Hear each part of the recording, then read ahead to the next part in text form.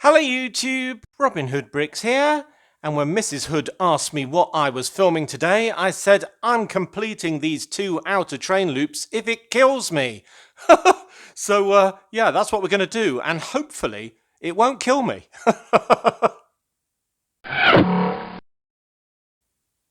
Well, on first glance, it doesn't look like an insurmountable distance from that sort of tall building there all the way to the Castle Rock over here.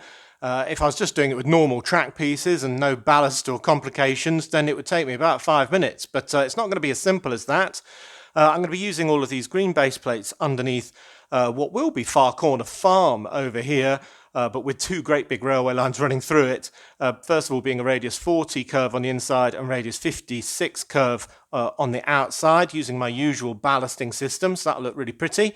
Then a little bit of straight before a brand new TrixBrix piece that's pretty big and pretty epic. I'm hoping it'll look as good as our wonderful T-junction when complete. So that'll need a new ballasting system kind of working out for it where everything goes to sort of hold it in place and look as good as possible. So I'm thinking that'll take a while. Then we'll have another level crossing on this very damaged straight piece. It's got some stress marks and things like that on it. So yeah, that won't matter because virtually all of it will be hidden there, because I will be having the road sort of coming along here, teeing off into the wall and continuing on to Far Corner Farm and the fairground and so on. So I think that'll be good. Then we'll have this section. We won't be doing the straights into the station today, of course, just completing the outer loops, and then straight all the way up to the castle, moving all of that stuff out of the way. Oh, phew. So then we can actually have our lovely new train doing a loop. I know some people last time were very keen on seeing that actually going around the city, but well, I've got to do one thing first, haven't I?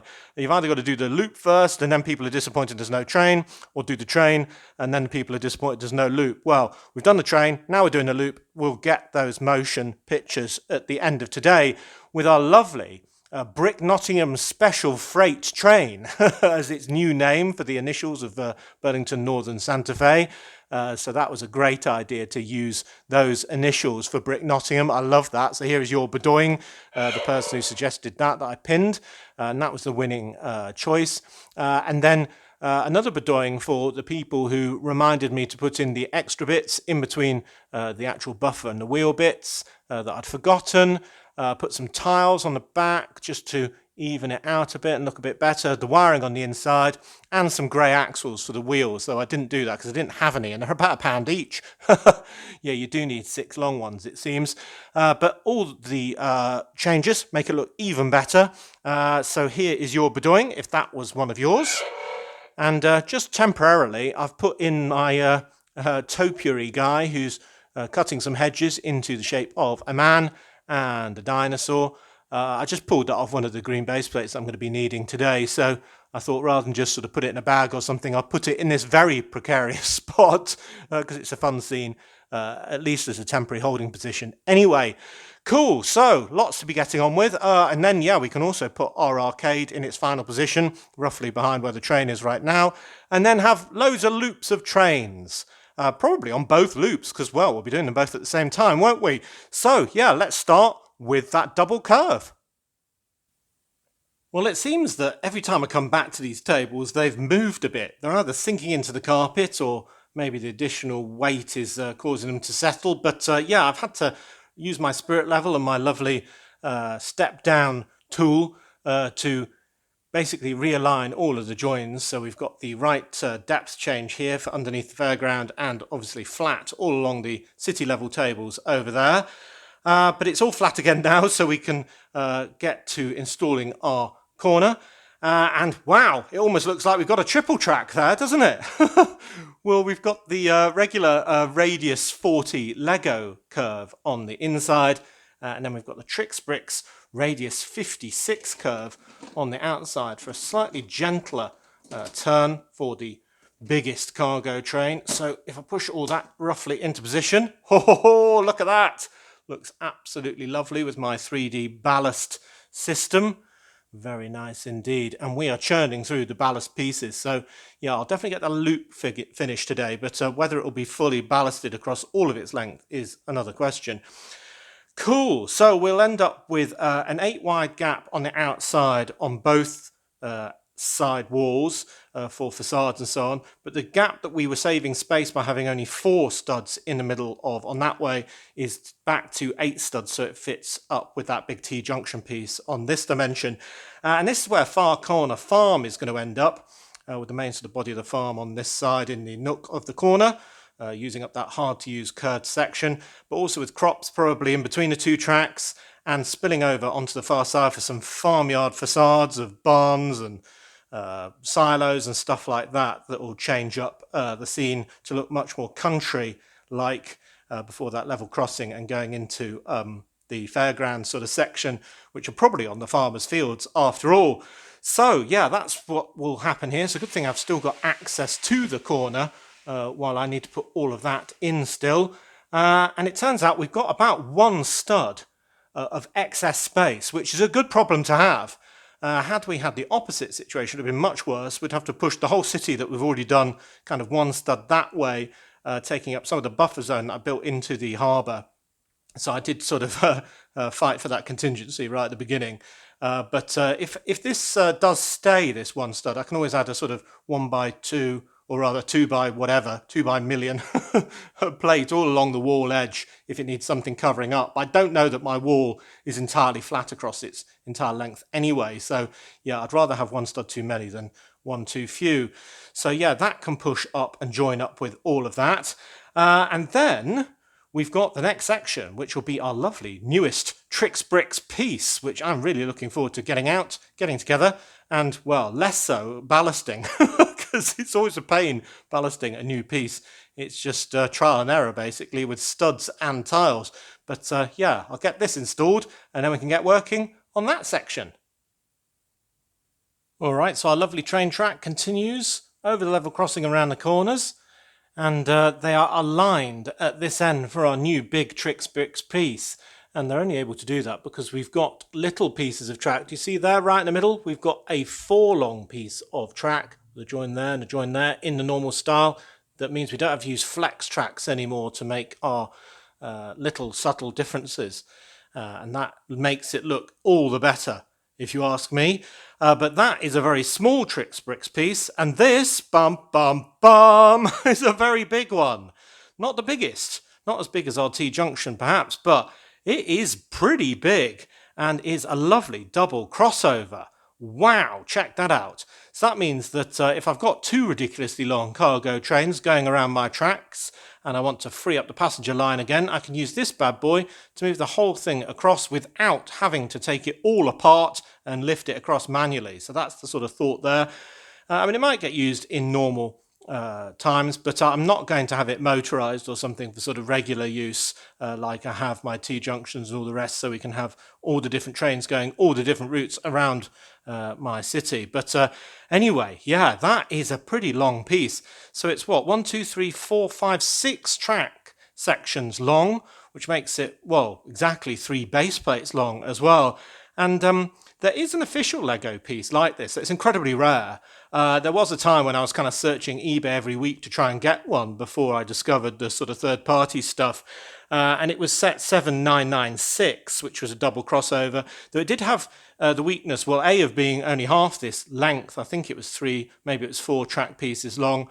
But it also had the problem that you could only have it in 2 positions. So it basically meant that the trains were either swapping permanently or going straight permanently, which meant if you did have something that you wanted to get on it outside track and then stay there, it couldn't do it. So it's a bit of a weakness. Whereas this one, all 4 of the points are completely independently controllable. Same on that end. And if you did want to motorize them all, well, you could. The wiring might be a bit complicated, but you definitely could. And TrixBrix do quite a few, actually. They do the replication of that smaller Lego one, the kind of double crossover. This one, much bigger and longer, the double crossover radius 104, which sort of represents the sort of the slightness of the curves. They also do a monster crossover. Wow, look at that. That really is big and complicated. Wow. They also do a hybrid one, which is odd looking. What's going on there? And a double slip one. What? That just looks so confusing. I wouldn't know how to use it. I'm getting into this strange stuff now, but yeah, still a lot of it flummoxes me. I mean, what sort of a setup uses one of those? Anyway, so this hopefully will look as good as that when it's finished. But what I'm going to have to do is get it on some base plates with the right spacing to dovetail with that end. And then, well, bit by bit, kind of lift it up, see where the studs go and where the tile should go to marry with the underside, which is, yeah, pretty complicated, as you'd imagine. And then, yeah, it'll have grey where it should be grey and green where it should be green. And then I can see if I've got enough tiles to do the sleepers on top as well. Whew, this is not my favourite job. Well, I've done the curves before, I've done the crossings before, so I assumed that this would be by far the worst part, but it actually wasn't that hard.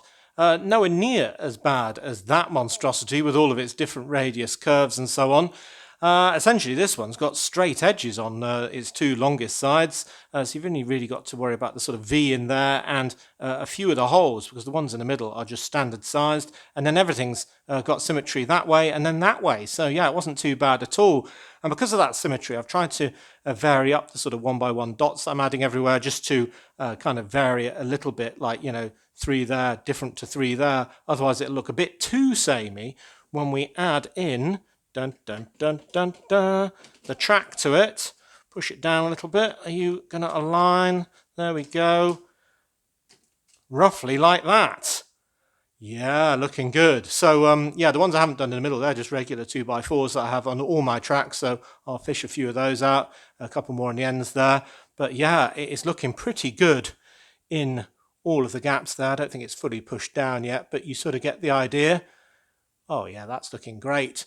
Now I'm pretty sure I don't have enough angled tiles for all of these different shaped sleepers, but I'm going to see what I've got, and I might even cannibalize some from the floor where I've got them, the right ones in that setup and the second T-junction, just so we've got a complete picture for today, because that will be a good look.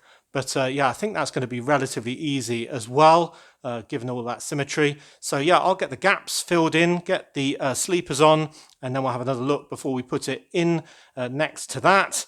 And then we can move on to the level crossing. Yes, whew. Yeah, we're making progress.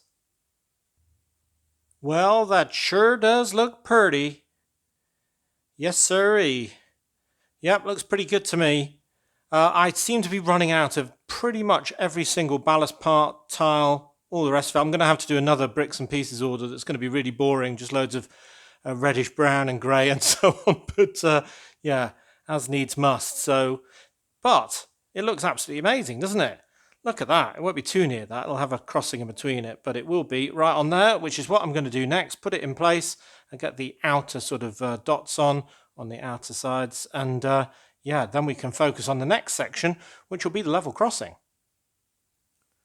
Crossover time. Ooh, smooth. I like it. I'm back. Very nice indeed. Ooh, yeah, that's good. It's a pity that it's going to be in straight setting for about 99% of the time, but yeah, if I ever do want to cross them over, seems like it'll work quite well. Right, I'm taking a break from this and doing something slightly different for a bit. Well, just as a quick aside from building all of that track, I'm going to do a mini build for my arcade, since we'll be putting that in today, or maybe very soon anyway. And that was a subscriber idea for a Guitar Hero arcade machine. Not something I've ever done. I've got more self-respect, but I do like the idea of doing one. So yeah, here is your doing, if that was your suggestion. And I've got two very bright guitars here, one in azure, one in pink. And they've got really good patterning on, so I think they'll be really good for the kind of game controllers, if you will. And the subscriber suggested using video tiles for the decor, which is a great idea. So we've got two of the same ones with a rocker on for the sides. And then for a bit of variety on the front, we've got this one of somebody giving it some good headbanging, moshing away. So I thought that would be really good for a rocker as well. And it kind of looks like the two different images are kind of in the same theme. And then I was looking through all of my stickers for a suitable screen. I couldn't really find one that had, a suitable rocker on it. But what I did have was this nice try again screen. So it could just be that somebody's got to the highest level possible for them and they've given up, walked away, and it's trying to suggest they should pump more money into the machine. So I thought that would work for pretty much any game. And I was really hoping to use it. So I'm glad that now I have a chance. So that is the theme of what we're going to do. And the first part is kind of building this studs on the side setup for a vertical game. And it's just a 2x6 plate with 6 of these. And if you're like me, I seem to accumulate these. Well, absolutely loads of them. So yeah, 6 of those like that. And it doesn't really matter what color they are. Then you want to put on a 4x6 plate and another 2x4 on the top there. And then I'm hoping to get some of these in black for my next bricks and pieces order actually, but for now I've only got dark grey, so they'll be fine for the feet. So that's where it will be standing up on. So we've got these nice studs here for the sides and studs here for the front, so we can put that screen on next in there. Then we want 2 great big speakers blaring out the front, so I'm going to use these round tiles with the hole in and then get a 3D speaker with dish pieces pushed into those like that. Then a 1x4 in black to fill that with a black backdrop, and then we can have a grill piece in there and 2 1x1 rounds but with the hole in black, because they are going to support our guitars in a moment.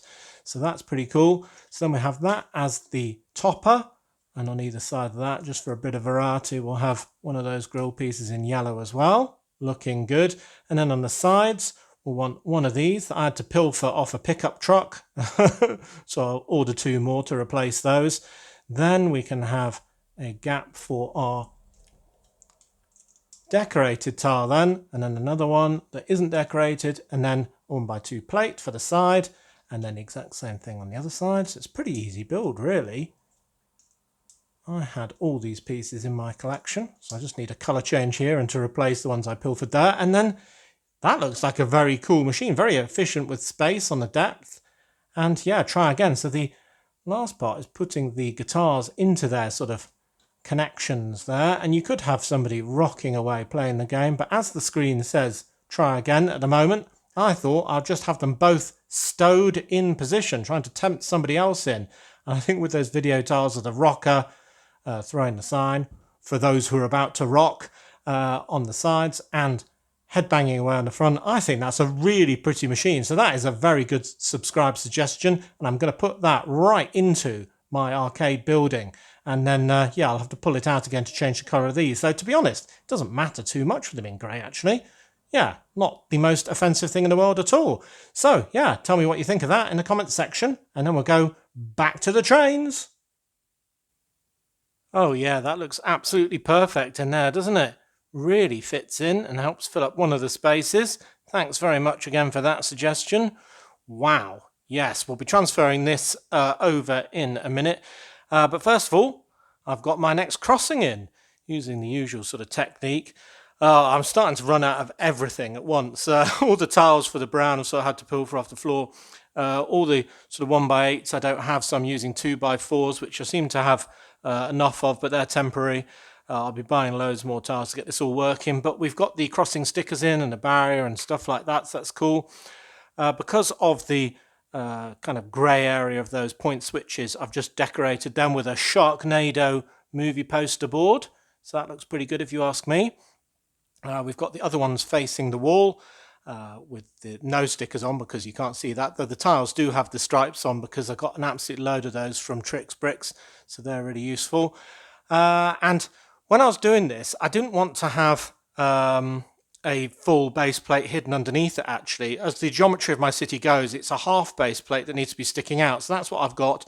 So I've got a slightly less damaged straight going into that, which means I had half a base plate kind of to put in there, and I wanted road visible on the far side. So what I've used is 2 of those kind of driveway ones. So I do have a row of studs in the middle there, but I don't think that really notices, and at least the majority of it's smooth.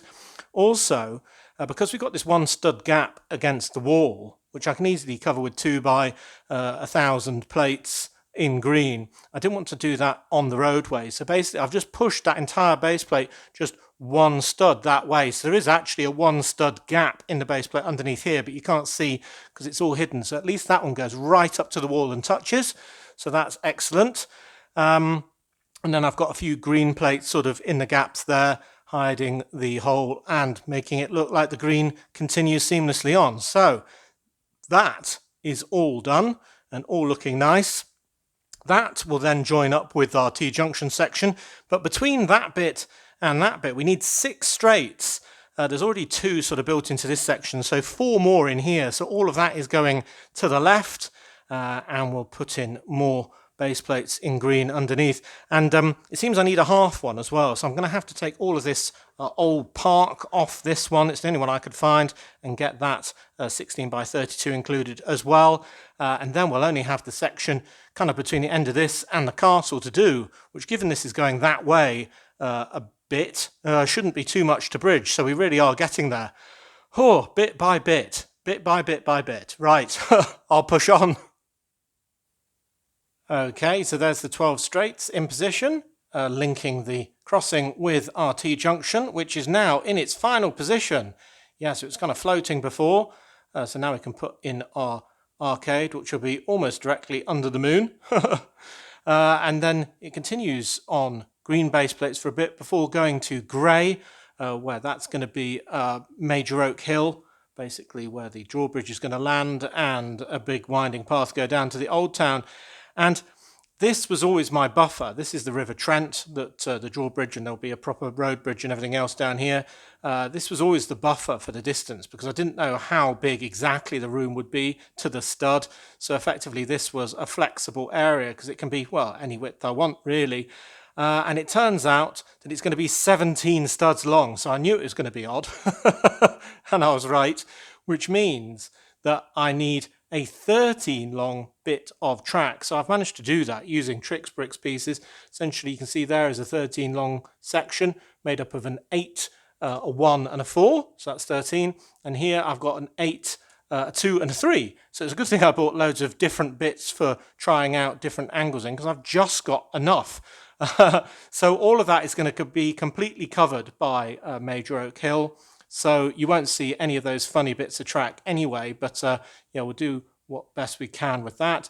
So that finally defines our river edge on this side, and well, the geometry of the room is sort of known now, so that is pretty good. But what isn't pretty good is that I'm running out of practically every part I need to make this look nice while I'm going. The 1 by somethings on the edge of all of the tracks, I'm down to my last handful of 4s and 8s, 6s and 8s rather. Got a few more dots. I might have planned that absolutely perfectly. I've run out of 2 by 4 plates, would you believe? I had an absolute ton of those at one point. But anyway, that was my last 24. That's going to fill in probably 2/3 of this section, but not all of it. I've run out of the 1 by 2 tiles in reddish brown. I've still got some more of the 2 by 4s, so they'll be going onto the order as well. Yeah, not too much to do on this side, but yeah, linking it all together is good. I'm making serious progress, but I think this might be enough progress for today.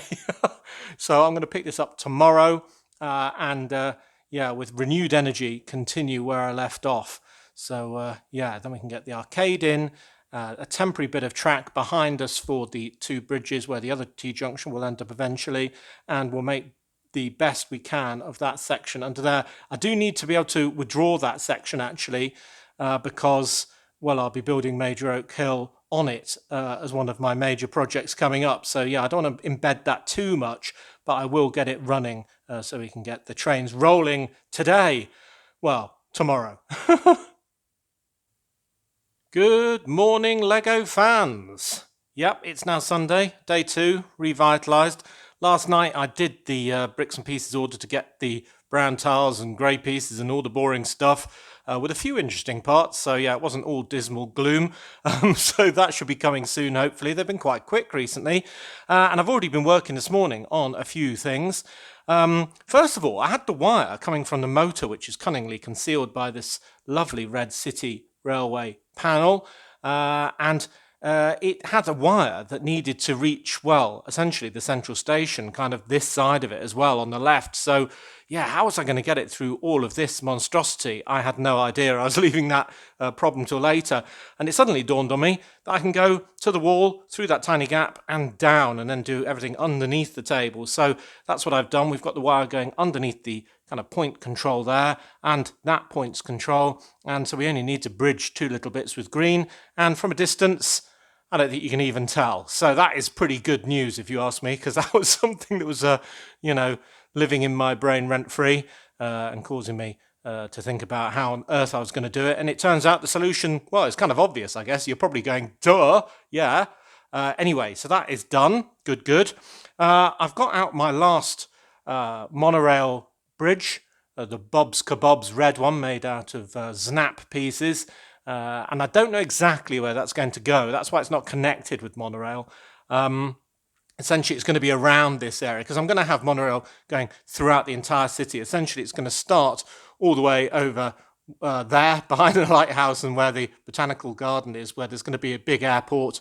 Then it's going to go all the way behind there, as you can see, on the yellow City Pizza sponsored bridge, the green bank sponsored bridge down here where the tram is, through all of this via the central station, which will be on these two tracks much further in, and then start winding back out towards this wall and then go all the way around past the fairground as well, I'm hoping. So it's about, well, twice as long as it used to be and can have more than one tram going on different sections at once. So that's the plan. So somewhere there'll be a bridge over a road, I'm certain. So that's what this is for. So I'll just put it here for now. So that is pretty cool. That's really nice. And you can also get these pieces in black. So if I ever need a fourth one, I could do a black one and find a sponsor for that as well. But these three are very colourful. I did a little job over here, which was adding more of those skate stickers to the black and white bricks, and they just look absolutely great, don't they? So I just need one of the skateboarder type ones for this brick up here, I think, and then I'll be done. I've got those coming on an order. I've got a bit too many, I think, but I can always use them for something else. Then I decided to add check rails to my blue bridge as well. So you remember last time or a time before that, we added these additional kind of safety rails to the red bridge, and it made it look a lot better. And I said I couldn't really do it to the blue one because it raised it up too high for the cargo train. And people rightfully said, well, hold on, does it? Because it would get in the way, points would get in the way in the same fashion, wouldn't they, if it was hitting the underside of wagons? And, well, yes, both actually have an effect. So I'm going to demonstrate that now. If I turn on this train, and this atomic wagon here has the spinning flames at the top that are powered by those sort of gearbox pieces. So if you see it sort of going normally, you'll see they spin. And then when it goes over a point, you might see that it briefly stops. I don't know if you can see that or not, but anyway, if I do it a bit faster, you'll see that it does actually ground a little bit and stops, just pauses for a second, but it's barely noticeable because it's so short. But on this bit, can you hear that? It actually does make contact for a much longer period.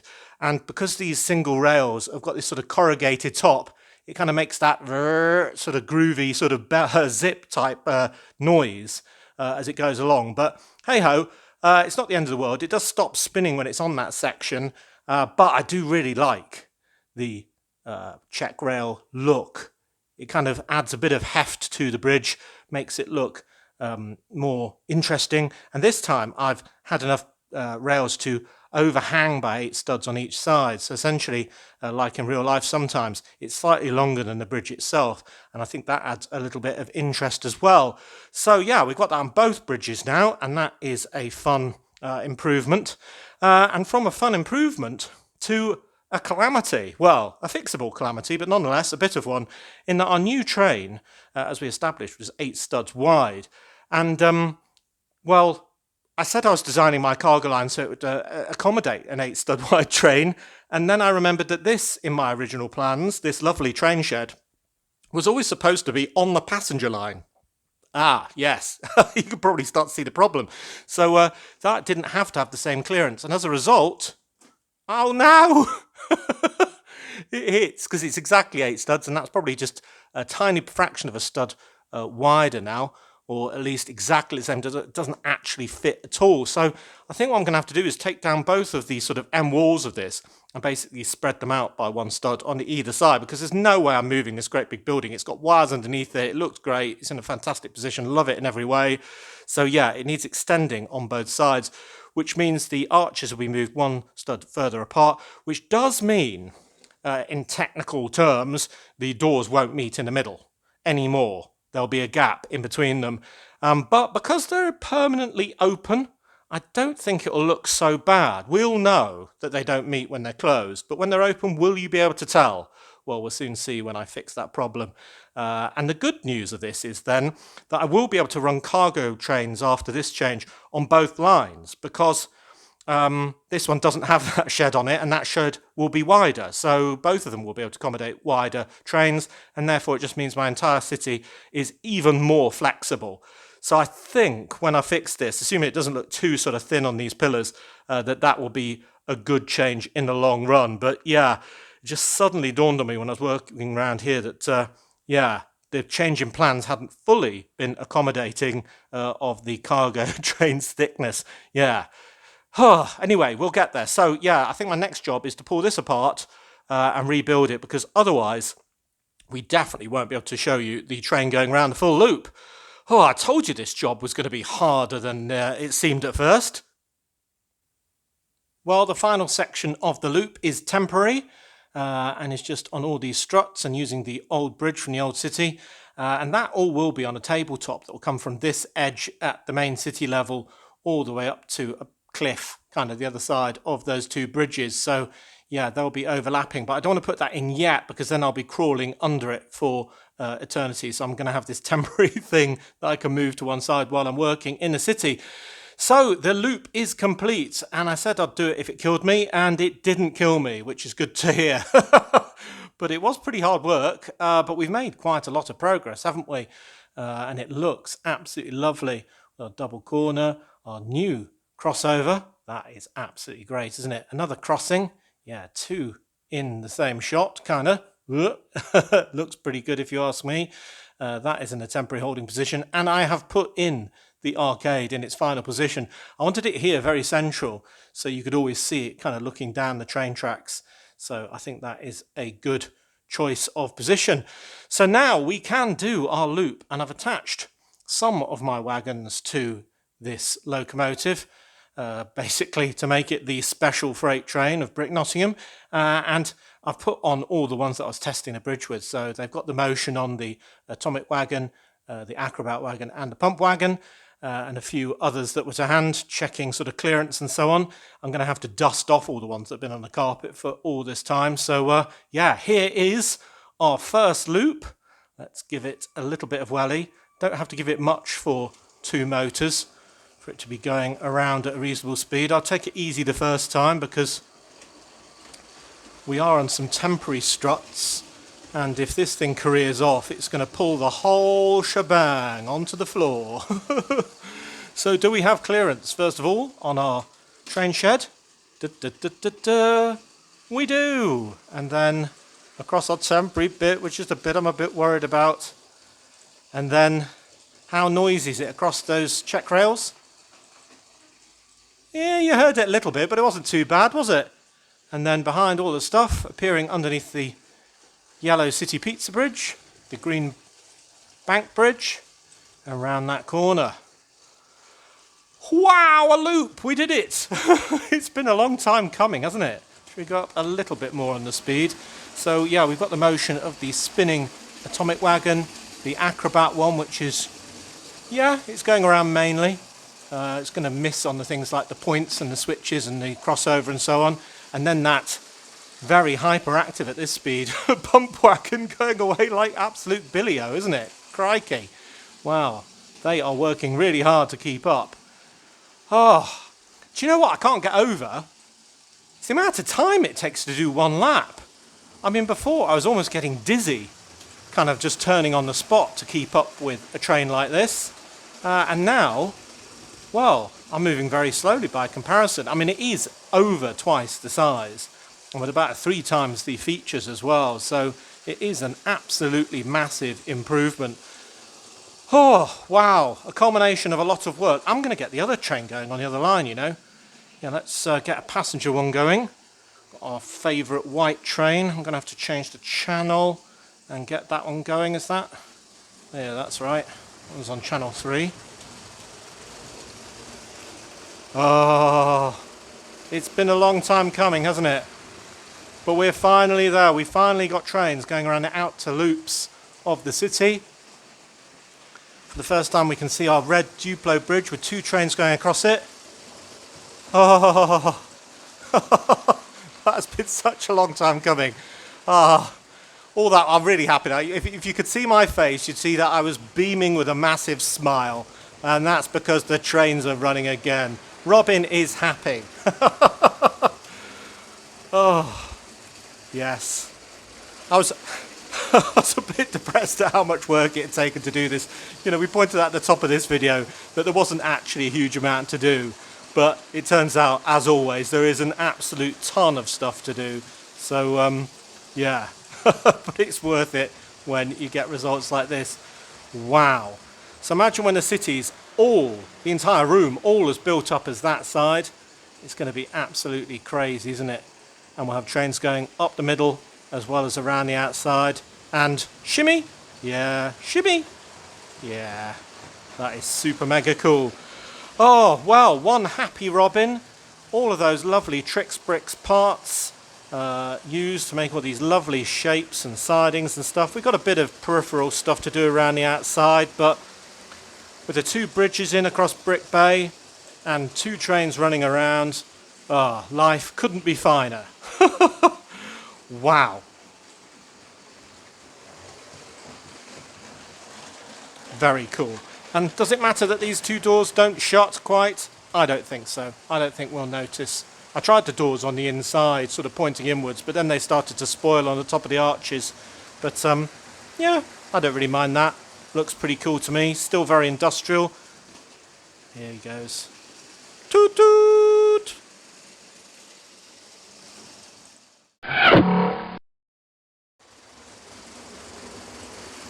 So, as always, thank you very much for watching. It is appreciated.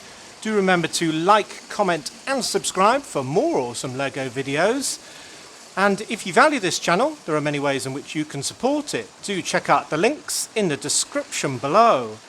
And next time on this channel, I think we'll be doing more city work to try and fill in some of the gaps. I think the next big project is basically filling those 2 base plates over there and some more to bring the castle kind of into the old town for Major Oak Hill. That's going to be a massive project.